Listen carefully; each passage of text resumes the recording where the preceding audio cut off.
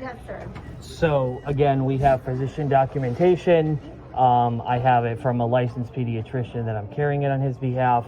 We are going to Boston for specialty care. He is completely exempt from wearing a mask and needs that accommodation today.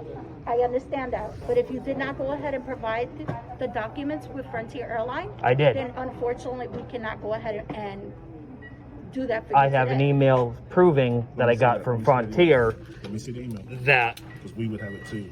We get those as well. And what is your name? My name is Ken. Okay. Yes, sir.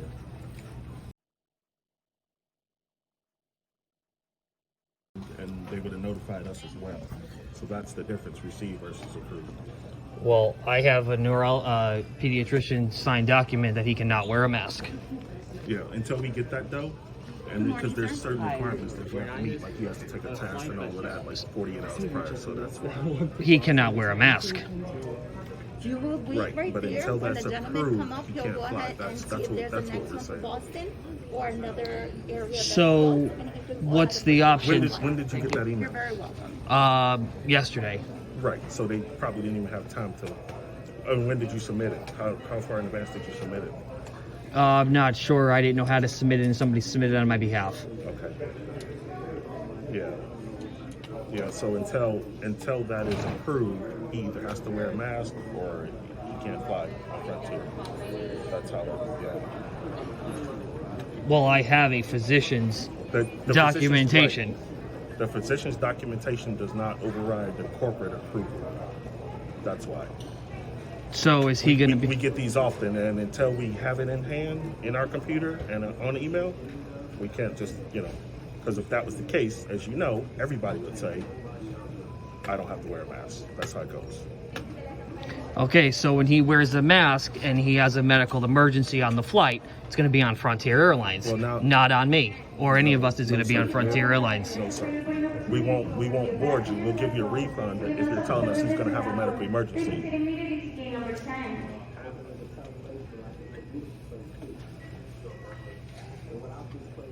So you're saying he cannot board the flight? He can board with a mask on. Point A. Point B is if you don't have the exemption that's required and the testing that's required and approved, he cannot board. That's correct, without wearing a mask. And are you the supervisor? I'm the station manager, yes, sir. She's the supervisor. Okay, so is there anyone above this?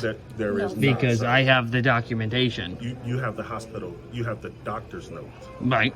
And then the letter that you have from Frontier says received. Received versus approved is the two, that's what you're, Yep, I get several of these weekly, so we are both very familiar with the process. So unless it gets approved through Frontier Airlines, he has to wear a mask. That's correct. And it's not even physician documentation; it's corporate. So corporate makes the decisions whether or not a patient is medically able to wear a mask or not wear a mask. Not a physician. Corporate grants you the exemption. And then they reach out to you and tell you that he has to have the certain required testing prior, and then he can board. That's how it works. Otherwise, he has to wear his mask on board. You hear what he's saying? Yeah, but that's not what Frontier did in Connecticut.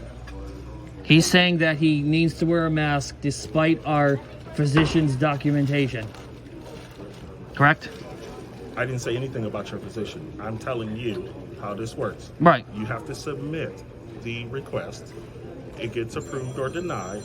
Once it gets approved, they'll tell you that he has to take a test and he has to come back COVID negative within a certain amount of hours. That's how it works. Okay. Understood. Yes, All right.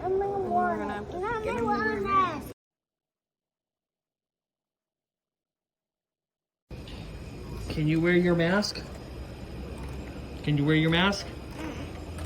So sir, I can't. Sir, the way you're approaching it is not going to help. We're trying to get you home. At the end of the day, all we want to do is get you home. But you asking a child, can he wear it? He's going to tell you no. We want to get you home. Trust me, first and foremost. Safety is our #1 priority. If you, him, anybody, flight attendants, employees, do not wear the mask, you will be refused travel, okay? So the way you're coming about it is the total wrong approach. Because we do not have the approval from corporate. He has to wear it. 2 years of age and older. You need to wear a mask.